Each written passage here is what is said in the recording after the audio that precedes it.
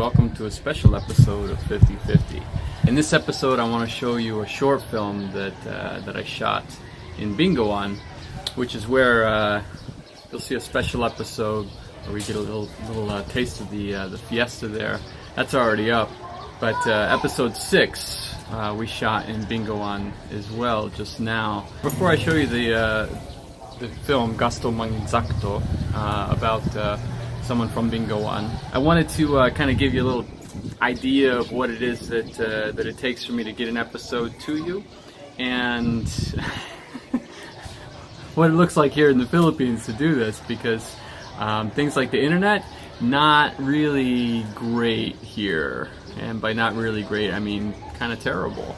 So for example, because I can't get online at home, sometimes if I have my mobile Wi-Fi loaded up, then I can get online here between the hours of like 2 a.m. and like 7 a.m. at the latest. Sometimes it varies, but sometimes not even at all. Like nothing. 24 hours, nothing. To load up this mobile Wi-Fi, it's called loading. You have to go to like a convenience store or something, and then give them the money, and then they put that onto my Filipino cell phone, and then I send a text from my Filipino cell phone to my mobile Wi-Fi, and then I get onto the mobile Wi-Fi from my smartphone, and then I sign up for promo. That's basically how that works. Not the most convenient method, but it is what it is, you know. This is the mobile Wi-Fi that I'm talking about. So I'm in my house right now, and this red light should be green, showing that, oh look, now sometimes it is. But anyway, so it goes from green to red and whatever. But typically, if I'm standing around here, yellow is not good. If I'm standing right here, it's going to be red. And I've discovered that the only place really where I can put it so that it works is to come right here to the edge of the window and pin it into the edge of the window like that. It'll show green, but it's green, but it's like 2G or something like that. So you can't get online. Maybe a Facebook Messenger message will come through, but that's it, nothing else. Globe is the company through which I use the mobile Wi-Fi. They have a deal worked out with Facebook. So even if I don't have anything loaded up on my mobile Wi-Fi, I can still use Messenger sometimes. Again, the signal though is like it's hit and miss, you know. Sometimes I'll get a message and it was actually sent like 6 hours prior or something like that. So, and then Instagram is like, even if I'm signed into the promo and the thing should be working, I'll like go like this and be like, oh, feed was last refreshed like 12 hours ago. So what are you gonna do? Facebook Messenger actually typically is the best way to get hold of me. WhatsApp is great, but I have to be online on my phone, and that is somewhat rare actually. There are computer cafes, and I go to the computer cafes to upload and things, but you know, some computer cafes have an upload speed of like 0.12 megabits per second or something like that, so uploading is just not going to happen at that place. I'm going right now to the computer cafe that's in my neighborhood. It's the closest one. It's like a 15-minute walk, and but it's no good for uploading anything. It's strictly check your emails and things like that. So, but it's also a gamble as to whether or not it's open. You know, you might walk 15 minutes, get there, and the place is closed. So you just gotta walk back. Looks like it's open. This is what it is. It's just a garage that's turned into a computer cafe. So, you know. Where I usually go is San Miguel. I jump on a jeepney and I ride to the nearest town, get to the computer cafe, do my work there. But you know, that's annoying and cumbersome. So if I don't have really a good online presence, that's why. Which, you know, it's kind of nice to be separated, but at the same time, it'd be nice to be connected. But that's neither here nor there. The editing process for episode 5, when we went to the movie theater, that was about 9 days of work there. 1 day of shooting, and 8 days of editing. Here's a taste of the editing. This is episode 6 right now. Episode 6, I've had to take 2 hours of footage and narrow it down. There's a lot to it. It takes hours and hours and hours and hours and days of work to accomplish, especially when you have to factor in the charging situation.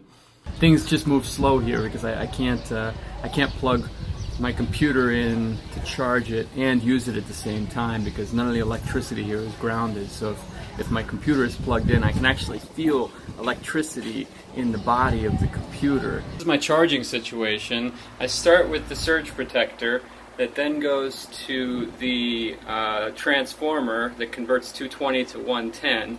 And then that goes into my computer, which I stand on its end and put in front of a fan because it gets so hot that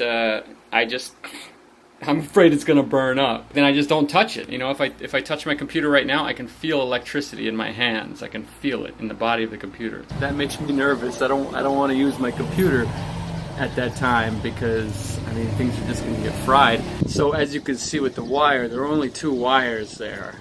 There should be 4. There should be one that's holding everything up. There should be one that's the ground, one that's the hot, and one that's the neutral. But instead, the way they do it here in the Philippines, it's like they're running cables in the outback in Australia, where they have long distances and it's very expensive to do it. They go the really cheap, bare bones minimum route. They have the cable to hold everything up, and that's your neutral, and then they have the hot. And that's it. There's no ground, the neutral is the ground, and that's it.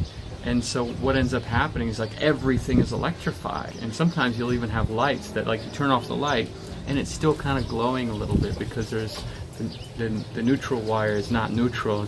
It's actually a little bit hot still, and they're running 220 here instead of 110 like we do in the States. So it's like, it's frightening. I had 2 computers that I brought here, 2 MacBook Pros. My idea was to train somebody else on editing and let them use my older one. Unfortunately, that older one has gone to poop now. Just again a product of 2 things: 1, the electricity, and 2, ants. Ants like to get inside of your computer and make a home there, and they absolutely did that in that computer. And so a combination between the bad electricity and the ants. Yeah, that computer's gone.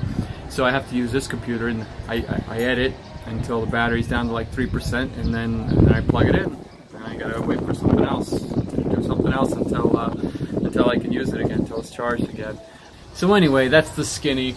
I hope you guys understand and have some patience with me in this regard. But there it is. So here's Gasto Manginsakto. It's a great film. Nobody got paid on this. All the money to make it came out of my own pocket. We made it last year. It's a good film. It's very real. Everything's true that you'll see in the story. All of this stuff actually happened, even though it's replayed by actors. You will see the real people. Jeanette Lemos. It's about her life. You'll see her and her family at the end there. But I hope you enjoy it. So, Gasto Manginsakto. Love you.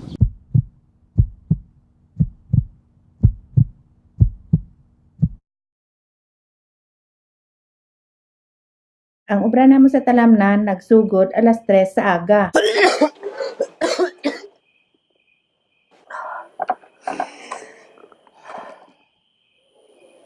Oras na, mahimos na ko. Adoy, palihog, pahuway anay. Hinday, oras na. Ugtaw na, dali.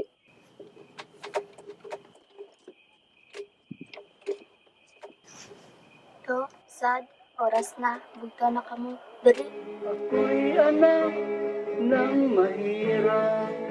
May TV ang tatay ko kag nag-ubo nga may dugo sa sulod sang 26 ka tuig. Pero mapisan siya sa gihapon. Maagang nawala si ama. Ang ina ko naman ay mahina na.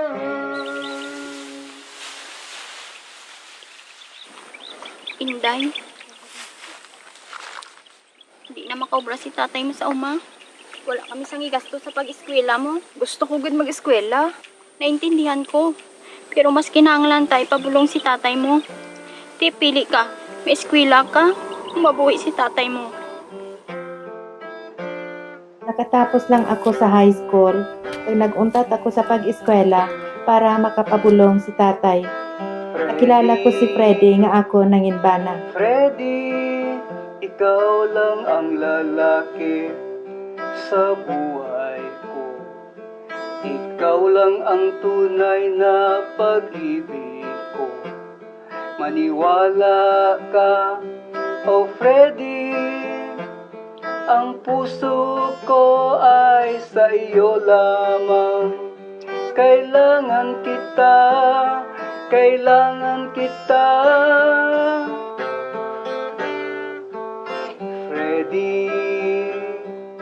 Freddie, inaasam-asam kita.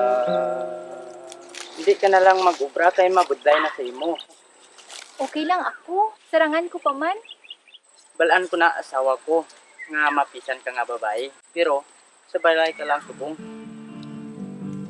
Paano na yan? Mahirap na kayo. Mahirap na din yung napangasawa mo. Paano na lang ang kinabukasan niyo? Okay lang po yan, auntie. Buhay namin ang magiging istorya ng pag-asa.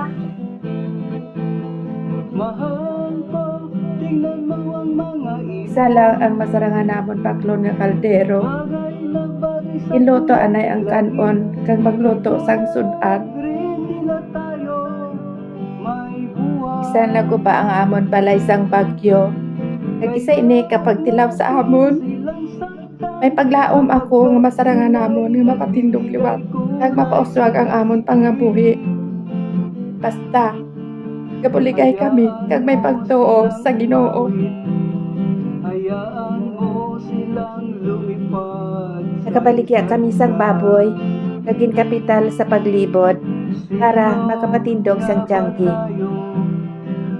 Nagpadayon si Freddie sa pag-ubra sa uma hasta nga nakabakal kami sang motor kag nakapamasahero siya.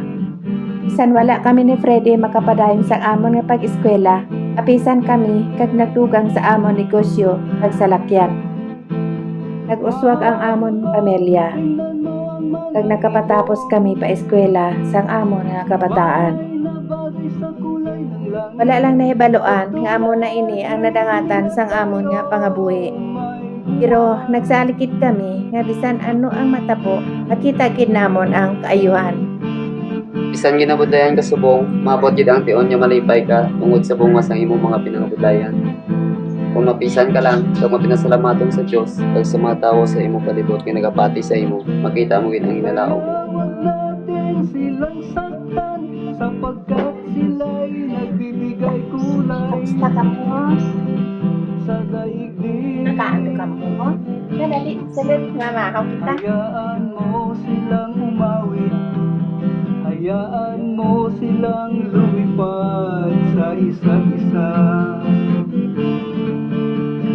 Sino nga ba tayo upang sila'y pagmalupitan?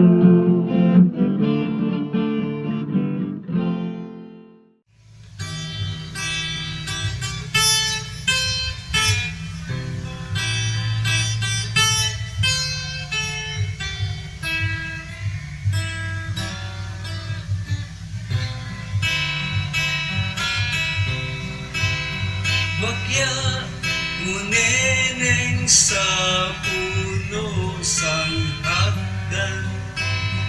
Kung akon makita, akon madumduman. Ini ko mabungan ka, subo sang dughan. Sana hanos mo ni mga gindangtan. Ini nga hitabo isa ka kinaandan. Nagpaalam si Neneng sa iya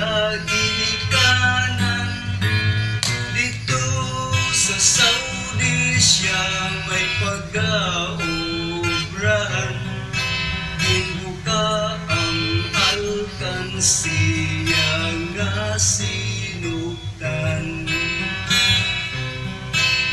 Bakya mo nining hindi mo pagkalimtan, mayabok ang disyerto, batuhon ang dalan. Bakya mo nining bakya sang Pilipinas, bagay sa patadyong nga imo saya. May eroplano sa asul nga langit, dira nagasakay si Neneng nga taga-bukid. Kumod nga ginbilin ang iya nga bakya, sa iloy kag amay nga nagapalangga.